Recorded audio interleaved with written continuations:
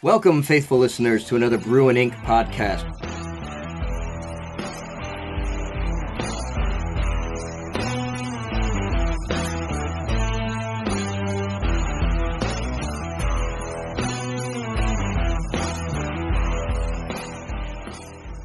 Well, welcome to Brew and Ink, episode 6. Oh, yeah. Here we are, and we have a special guest with us.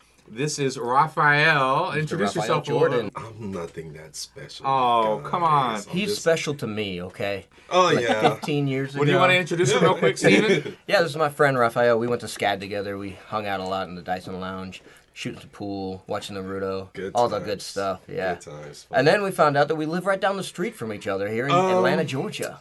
And how long has that been? I don't know. I've been living in Gwinnett for like 7 years now. Oops. Oh, that's bad. That's funny. Because I've been living here for like maybe 5 years. Yeah. Down the street from each other. I saw an Instagram post of him at an Atlanta soccer game, Atlanta Fire, and I'm like, wait a minute. Was he like Doesn't in matter. town for soccer? Maybe he's like a really big soccer fan. He came in town for that. Nope. And I hit him up and he's like, no, man, I live here. Well, and also you learned that he has a podcast. Yes. And he writes as well. Exactly. Right? So Yeah. you're an author and you And I you have knew your own he had been podcast. writing. I remember asking him about his first book when he published it. What was that, like 5 years ago? Something like that? It was published in 2010, so it's been a while. Actually. Yeah, and I was still writing at that time. It was still a project that was, in its early stages. Yeah. So I just kind of asking him about how his process was going, and then we got back in touch after all these years. Oh, hey! You still doing that? You're I'm still still doing here. it. Sweet. Hey, you got a podcast? I got a Oh, podcast! And the end. So what's the name of your podcast? It's the Stories for Nerds podcast. It's how we, our whole mission is to connect avid sci-fi and fantasy readers with storytellers who are inspired by all the modern forms of storytelling, whether that's books, television, video games, movies. Yeah. Yeah, I love that you guys talk about games a lot, like the storylines that are going in there, because games Absolutely. nowadays Yeah. full of story. Yeah, for certain. Someone actually brought up a really good point. Yeah, like if you look at the earliest movies, like there really wasn't a lot of substance with them. Yeah. But as the media matured, so did the substance in them, and we're seeing that in video games. Oh, a lot. absolutely. So we're kind of getting easing away from the this is a media that's for kids because the kids, they grew up. Right. Yeah. Yep.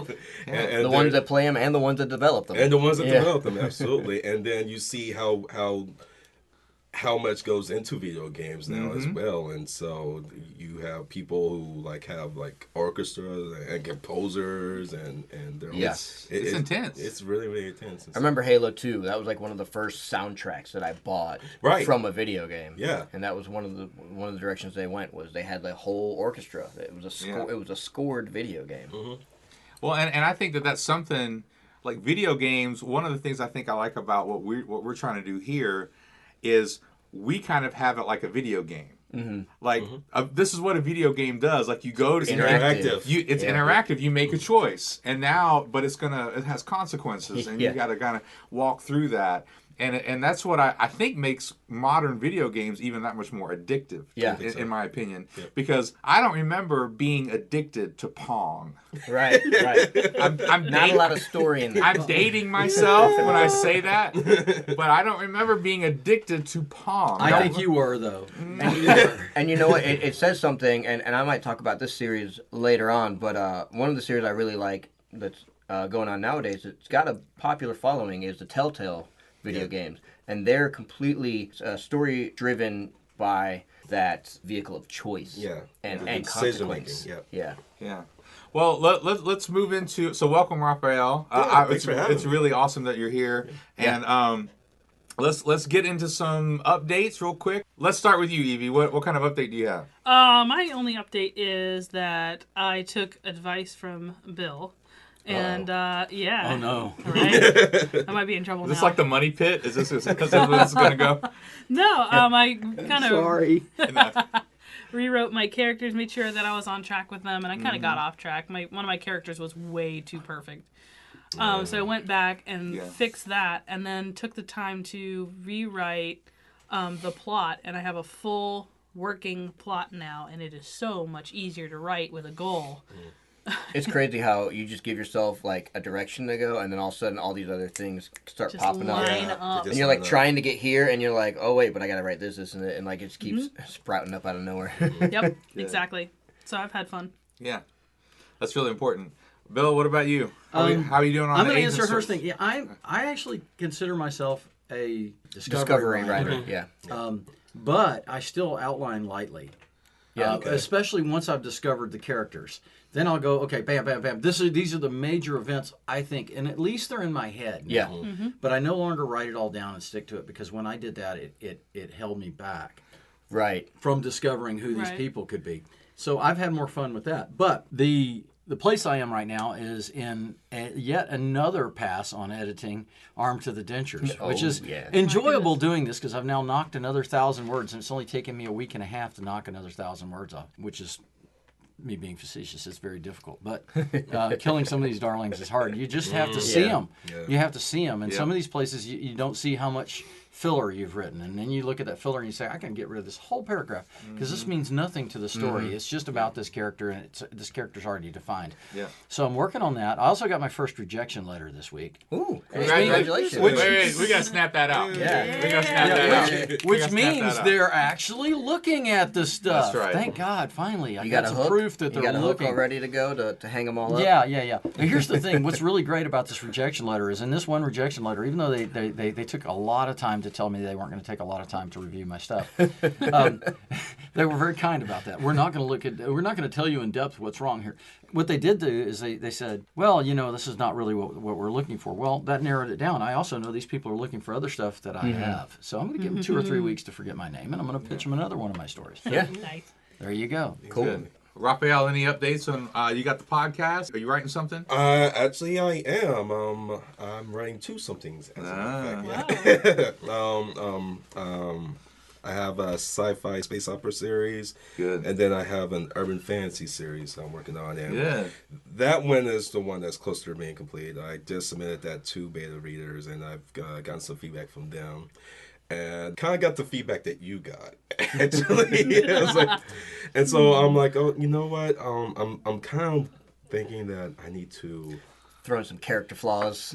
well, not even that. Not the flaw thing, but I might have like too many characters in there. Oh, okay. Yeah. Because like some of them are just like too bland. So it's like, so maybe I'm just oversaturating them, and I know they have a purpose, but the readers, like from what they're, what they've told me, they don't understand the purpose, and so it's your obligation as the writer to make them understand that. But Yeah. at the current time as things are, because this isn't it's gonna be a series, so right now they may not be as big of an influence. So I'm like, maybe I can find a way to like just kind of omit them for the time being, and then bring them into the story later, like where they're more relevant. Yeah. And stuff, so. Kill your darlings. Yeah. Or sometimes it's just as simple as making them more unique of a character. I remember with my first draft, when I sent it to some readers, they came back and said, some of these characters are sort of blending together. What's unique about them? What can stand out in my head about them? And so when you have a larger cast, that's something you have to do. Yep. Exactly. Just give them each something. Or consolidate characters as well. You can, Yeah. which is merge them. something that happens all the time when you take a book and convert it to a movie. In order to pay fewer actors for fewer lines, they consolidate characters. I mean, I know that sounds really crass, but that is why they do it to save money. Yeah. They Well, and consolidate time. characters and time. I Yeah, mean, time you've on got screen. 2.5 hours, maybe. If you got 3 Maybe. characters that can become one character effectively, the story gets changed. That's one of the things we hate when we read a good book and then we go watch the movie and see You'd that be like, hey, what happened to such and such? what happened to this character I love? I really like Yeah. that guy. That guy was 47 and he became a 63-year-old woman. Right. But the one that did it well was Harry Potter. There were so many characters in there. There was no way they were going to be able to present That's each true. one, and so they started to. They did a good job with Yeah, And they it's did. funny that Yeah. you mentioned that, because like in my space opera, it's actually based off of another story, like an old story. I don't want to say too much about it. I'm supposed ahead. But it was like there's a massive cast of characters in this story that I'm basing off of. I'm like, wait a minute. There's no way that I can introduce all these characters. I need to see characters that have some sort of like correlation and just kind of like combine them into because Right. people don't read the way they used to. No, they really For don't. sure. Yeah. That's for sure. No. Well, for me, I guess, as it's basically there was the high of getting an agent, so I signed with an agent Nice. a couple weeks ago, and That's then awesome. it's Yeah. like, okay, work. Like now it's Yeah. like working. So I'm writing 2 things as well. I've got Okay. an urban fantasy, the third in a series that I'm writing that I've been self-publishing. Yeah. So I'm writing the third one of that, and then I'm also working on the, rewriting, some of the stuff for another book that the agent wants to look at and push, and then getting some of the promotional stuff together for that. And it's just work. I mean, it's just it's not bad work. It's just work, right? Yeah, and it's absolutely. just so I've got one project I'm being creative on, and then another project that I'm having to do that sort of hard work Being with. real technical. And then I've been trying to read more in the past.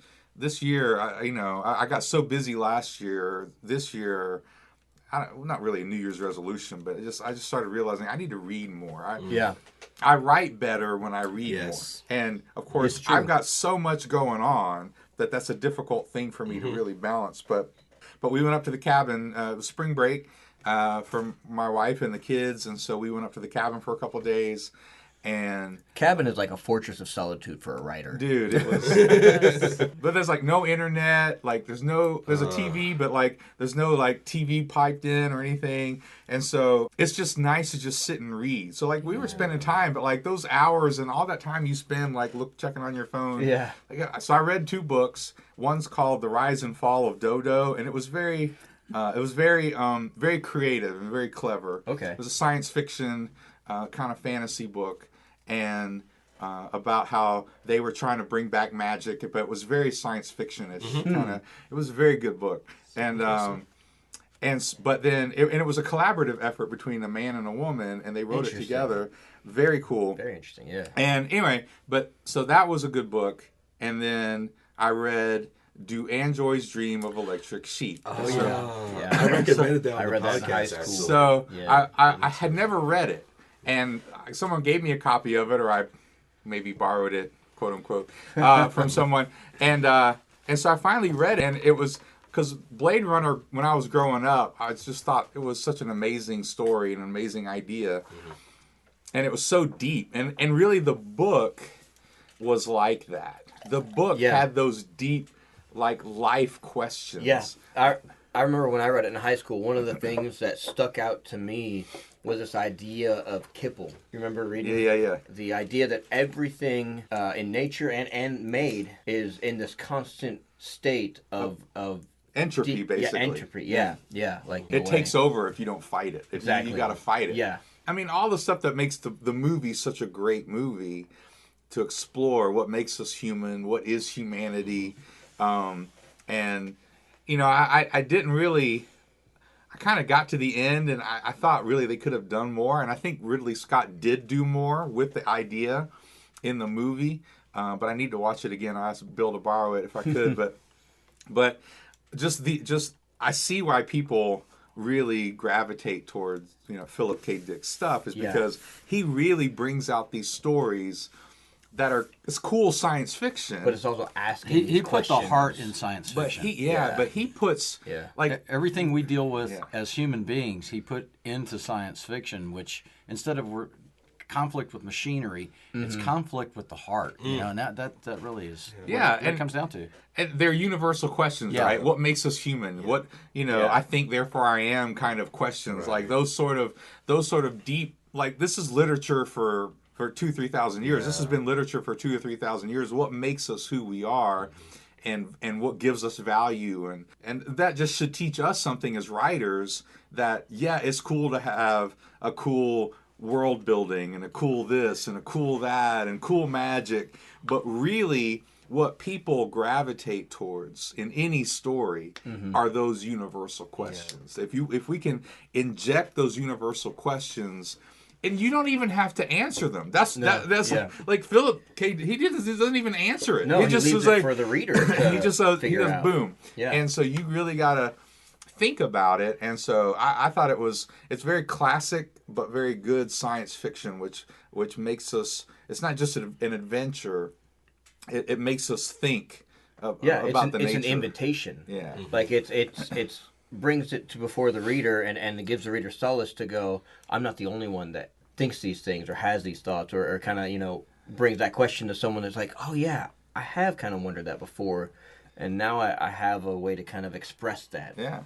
So I thought that was really good, kind of the update on me. Now we're going to get to Steven. What about you? Yeah. Any little updates? So for my update, I've transitioned officially from editing my second draft to rewriting the... I'm in a section here where not only have I kept someone alive that I originally killed off, and so now I have to kind of sprinkle them in throughout. But I've changed a few things here and there, like people that were together in one scene are now, I'm switching which characters are actually together in the scene just to make it better for some of the characters that had less of a role, or needed to be more of an important role, or it helps with the flow. So I'm at that point of going, okay, I know where I'm going with this now. But then where does it connect back in? So I'm looking through, I'm reading. I go, okay, this is the paragraph, where it's going to bring it back into the flow again. And it's definitely made the editing process, a lot slower because you really have to think ahead of time and know where you're going, what's going to work, and what is it that you're changing out and all that. But it's fun. Like, it's kind of like sort of a mystery for me, but at the same time, it's good because I think it's how the story should be told. So that's been my update. I was hoping to be further along in the editing process within the book, wrapping up the second third, but I'm still like right in that middle portion, which was, I knew it had to be because it was a transition point from like all the action in the beginning, because at the beginning was just bam bam bam bam bam, and then you get this transition period of everything just happened. Now we're in this new place. Now we're refiguring out where our roots, what is our goal, and I think it's much stronger this time around because I'm dealing a lot more with Austin being, instead of, you remember in the story, like he was kind of like mopey and like, oh, woe was me, everyone died and I'm all sad and just hanging out. Now he's like, no, I want to figure this out. Who did this? I'm gonna go and do things. I'm gonna go to the authorities, even though my friends are telling me not to, and that way I'm getting those characters involved before they just kind of show up like, hey, we're the detectives and we've come to your door. If he goes to the authorities with that, then they're going to be wondering. I mean, that leaves that brings up a whole huge lake of conflict. Exactly. That's fantastic. Yeah. Nice. Good. So now scenes where he was with the girl that was kind of like, they were kind of butting heads. Now he's actually going to be with one of the detectives, and so it brings about that. And then if you remember, there was a kind of a mob boss kind of character. Yeah. He's already been mentioned, and they've run into some of his goons. Good. He doesn't just show up. He doesn't just show up. Right. Yeah. He's been foreshadowed now. Yeah. So cool. It's been good, but it's been slower than I wanted to. It's all right. You'll get there. Yeah, and then of course, my constant weekly influx of just inspiration. I went to Redbox and I rented Star Wars and I rented Thor Ragnarok. I wanted to watch Star Wars again because when I saw it in the theaters, I was, I wasn't disappointed, but I wasn't excited. And watching it again, I was like, okay, I can forgive some of the things that I didn't like the first time around. And I was like, okay, I like some of the peaks that they had, some of the character developments. But still, overall, I feel like as a movie that makes you want to react to it, it was rather flat. It was. There wasn't a whole lot of like yes moments. Like there was a couple of them. There were a couple characters that I wanted to see. Like I would have loved to see more development with Finn. I felt like his showdown with Phasma kind of just came out of nowhere. I wanted to see more of that. It was totally convoluted. It was totally like manufactured. Oh, yeah, exactly. And then I followed that movie up with Thor Ragnarok, and I'm telling you, Thor Ragnarok is just hands down a really good A+ movie. Like that movie, there are scenes in that movie where you look at it and you go, I want to print that picture out. That is a work of art, just in the composition, and then the characters, they hit their, the things they're supposed to hit the jokes work. I see you squirming. What do you think about it. Thor is funny. People who listen to my podcast know that I kind of. You don't like it? No. Oh man. Well, I was really troubled. My thing with Thor Ragnarok was this. I thought overall it was very good. Yeah. But I actually think they tried too hard to make it funny. Yeah. I agree. I think that he just saw his whole planet get destroyed. Like, he's cracking jokes. Like, I get that he had to make this decision. At the very end, yeah. And but he loses his eye, and he's cracking jokes through the whole thing. Yeah. And I'm like, there were moments in there that I thought lost the levity that it needed and the depth, because they tried to make it. And it was funny. It was very funny. Yeah, and my 12-year-old son was laughing the whole time. That scene on the bridge when Led Zeppelin kicks in, oh man, the pacing on that, it was just, you just wanted that scene to keep going. So you enjoyed the editing and the art of the film. And they're beating up the story a little bit. They're going, no, man, the guy was laughing when everybody died, But I would, I felt like that joke worked at the end. Like, I chuckled at it. He's like, oh, the foundations are still, the city is in ruins, but the foundation is still strong. We can rebuild. And then it explodes, and he's like, nope, those foundations are ruined. It's like, my thing was, if the Thor franchise is going to go the way of comedy, I had no problem with that, but to me, it kind of came at the sacrifice of Thor's character, and that's where it really bothered me, because if you looked at every other individual, Loki was still Loki, Odin was still Odin, but they just really changed Thor's character, and it was just kind of weird seeing this person who we followed in maybe 4 or 5 movies by this point, and then all of a sudden, like, his whole vocabulary is like even differently. It was kind of a little jarring for me, and so when people say, "Oh, I didn't like it because it was too funny," I was like, "Well, if it's gonna be funny, that's okay." But just Thor's humor was a different type of humor, because like I go back and I look at the previous movies, there are a lot of times where I chuckled and laughed. Well, not even chuckled. I mean, I laughed. I really laughed, because there are scenes like remember in the first movie when he was like trying to get when he was like fighting off the guards, and he was like, "You think you could take down the sun up?" and then he gets tranquilized. That was hilarious. Yeah. But then, and like you said in Ragnarok, it was just nonstop. But it was just like almost like a clumsy type of humor. And it's like Thor's not. His humor is not like the clumsy type of humor. I have no problem with the comedy part of it, because it works with Thor. That's the only way that Thor in all of the movies works, because in the comics he's cheese. Right. Yeah. Like in the comic books, he's just cheesy. Yeah. And when I saw they were making a Thor movie, like that was like the second one or something after Iron Man or whatever. And I was like, they're gonna go with Thor? Yeah. Like, I was like, he's so cheesy. They have to lighten it up. But somehow. they lightened it up. They didn't mock him, but like it was kind of like the fish out of water thing. The people in that universe, they were kind of like our eyes for him. Like, exactly. Okay, wait, this guy right here, listen to how he's talking. Yeah. And you're okay with this? I'm just saying, the Hulk is a tragic character. The Hulk, like, I get it, but you make him funny, but at the same time, like, he's making a choice to turn into the Hulk, and he may never turn back. Right. Like, this is not a joke, man.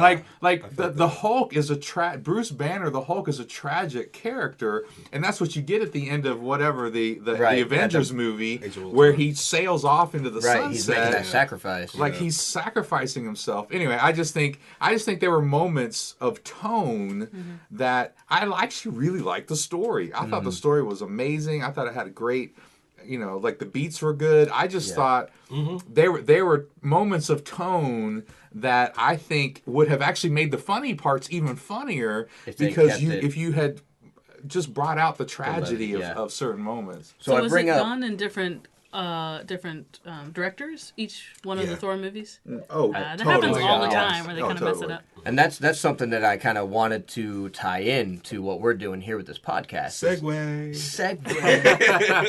These Marvel movies are being set up so well, and a lot of them are hitting. There's not a lot of Marvel movies that I can think of and go, oh, I didn't like that movie. But at the same time, they're all being done by different directors, different back behind the scenes, the cast. Sometimes and stuff like that. scripts are written by different people. Yeah, and stuff like that. and it's kind of the same thing. Like they have to tell the story that's going to feed into this overarching storyline, and then at the end of it, they kind of give a couple little beats as to where that next movie is going to go, and that's kind of what we're doing here with this podcast. Is we're going one writer, we're writing just such a short, succinct part of the overall narrative, and then we have to kind of set it up.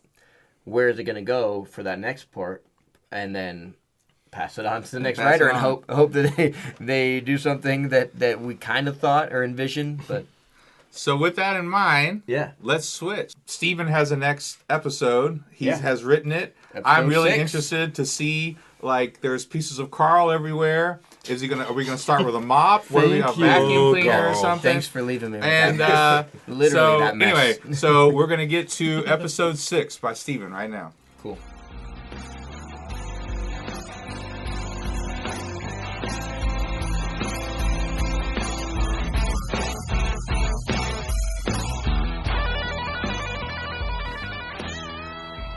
Boneyard, Episode 6. I struggled to lift an old tattered duffel bag we found to carry the rocks, the weight of it pulling at me as I tried hoisting it up the ladder and out of the bunker. Reaching down through the hatch, Troy grabbed the duffel from above, lifting it with much more ease than I was managing. I climbed the last few rungs, out of the horrid scene of blood, guts, and the putrid smell of burning flesh and singed hairs. My fingers squished on something I'd rather not identify. Then my foot slipped on the top rung, something slick and sticky. A final attempt from Carl Jr. to stop me from getting away.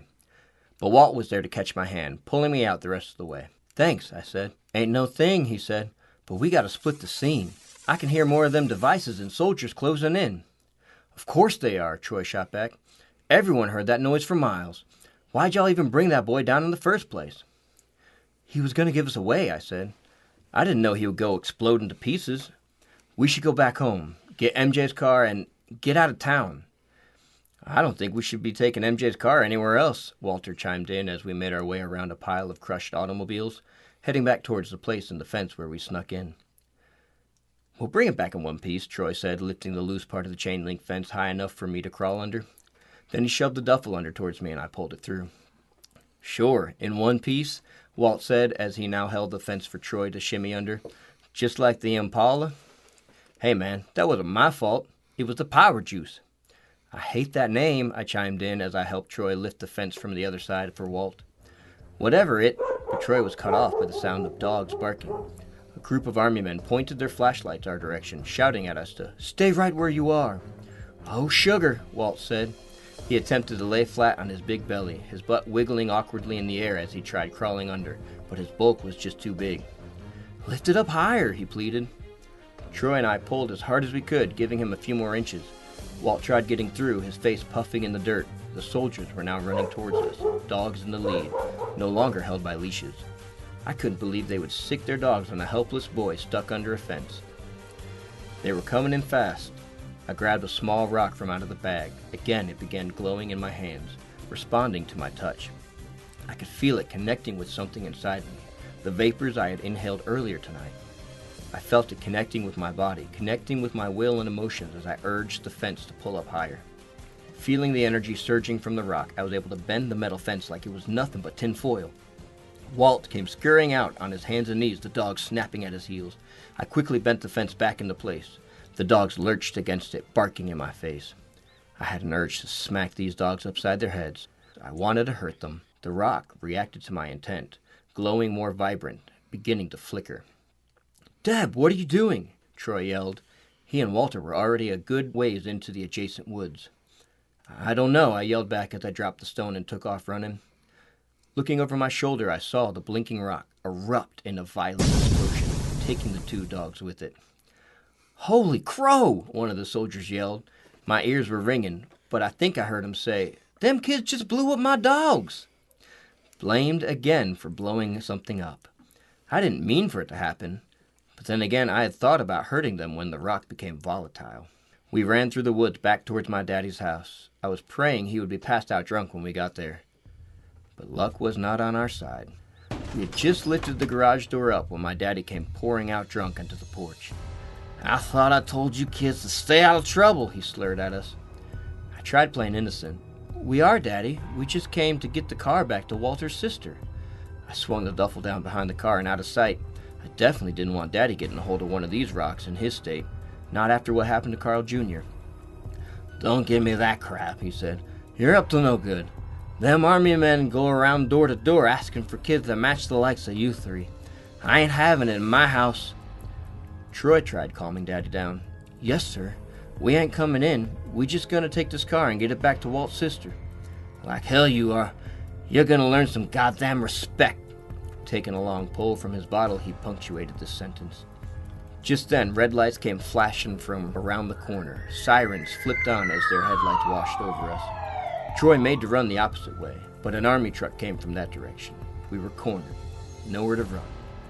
The officers jumped out of their vehicles, guns drawn, flashlights blinding my eyes. "Hands up where I can see them," voices yelled from all around. I thought, for a split second, about grabbing for a rock and trying to escape. But I knew that would just get me and the boys shot, maybe killed. If there's any lesson you learn as a black kid growing up in the South, it's you don't run from the police, especially when they got you on the draw. But with power from these rocks, maybe we could make it, I thought.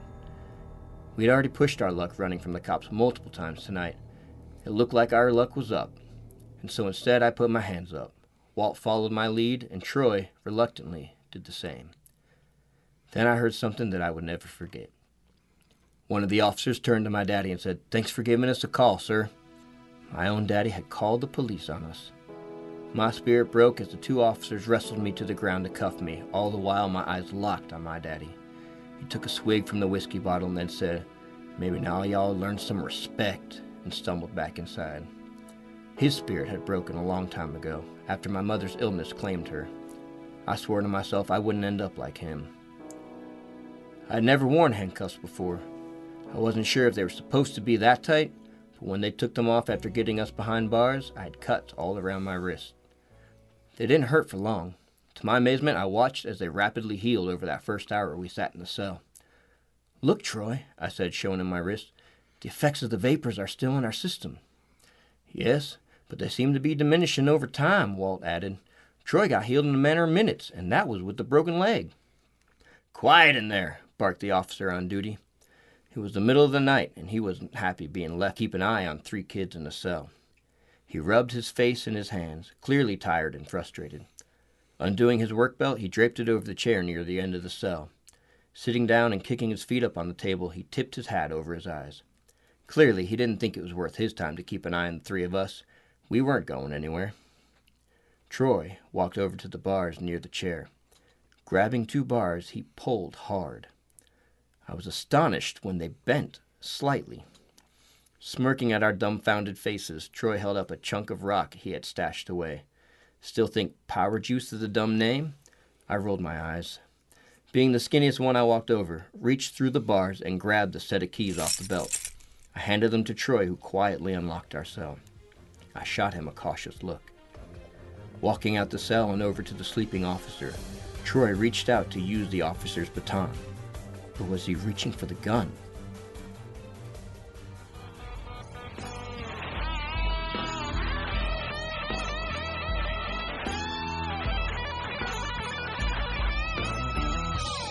Boom. Okay. All right. Snap it in. Good job, Steven. Good job, Steven. Episode 6. Love the acting, voice acting. Good All job. right. That was great.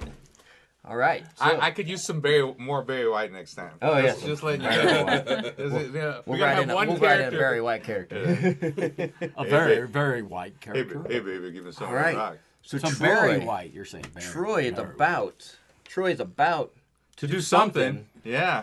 Choice 1 is Troy uses the baton.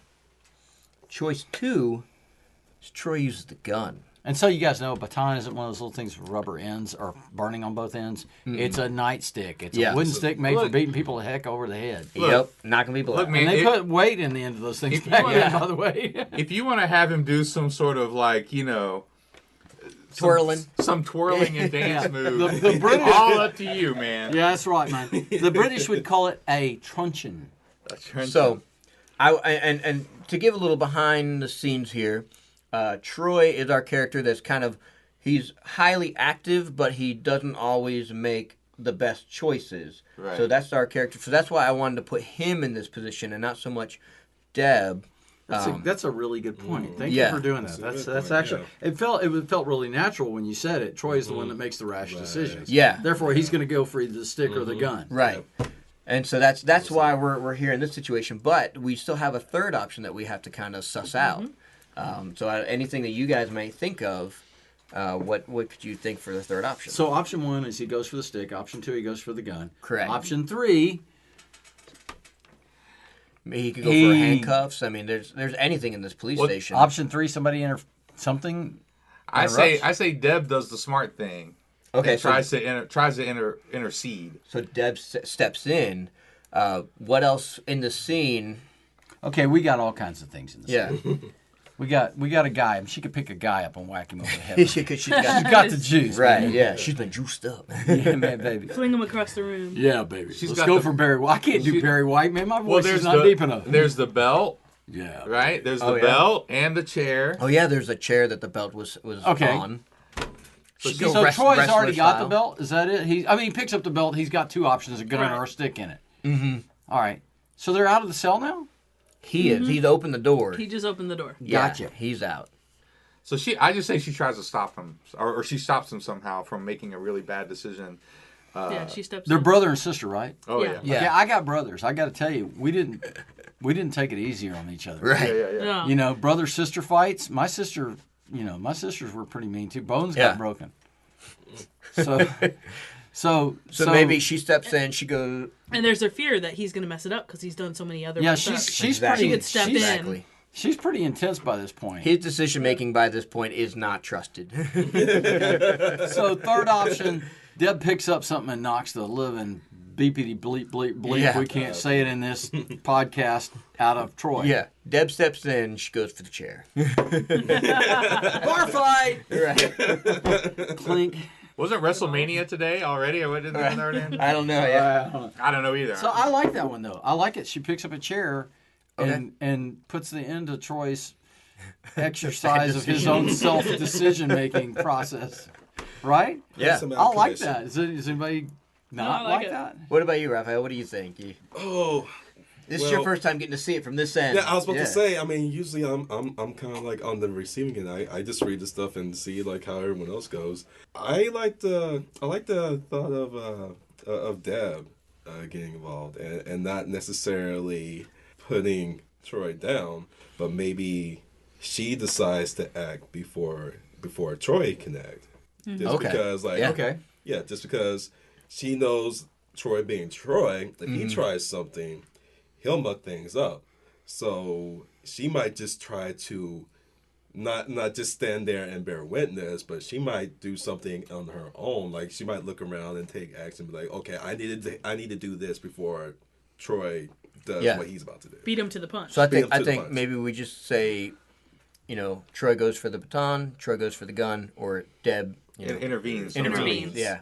She intervenes. We're going to leave it at intervenes. We're not going to specify how she intervenes. Yeah, she intervenes. She intervenes. Okay. Yeah.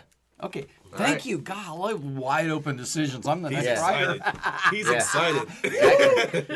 Bill is bringing it back around. Can't wait to hear You how guys it make goes. a good. I'm talking to our faithful listeners right now. You guys make a really good, solid choice because I'm the next writer and I need it. Don't let him down. Don't let him down. Yeah. Now be nice, Bill.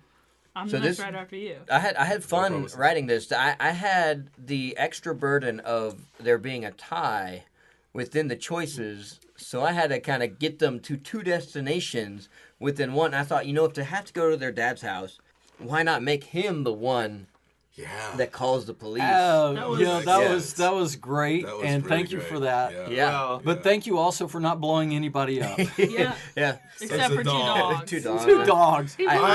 I'm a dog never lover. I am thought- a dog lover. I know, and going on that, I never imagined myself like trying to hold back from bursting out and laughing just by the guy's like response with my dog. I was like, why is that funny? That should not be funny. That was that episode, and all right, man. yeah, if you want All right. sign us out. Let's raise a glass to inspiration and vote, share, Yeah. like, listen, vote. Facebook, Instagram, Twitter.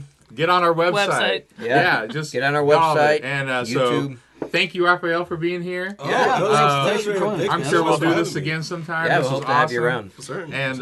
And God bless everyone, and have a good one. Night. Yeah. All right. And last word to all the agents that I have given you this link. You vote too. Very nice.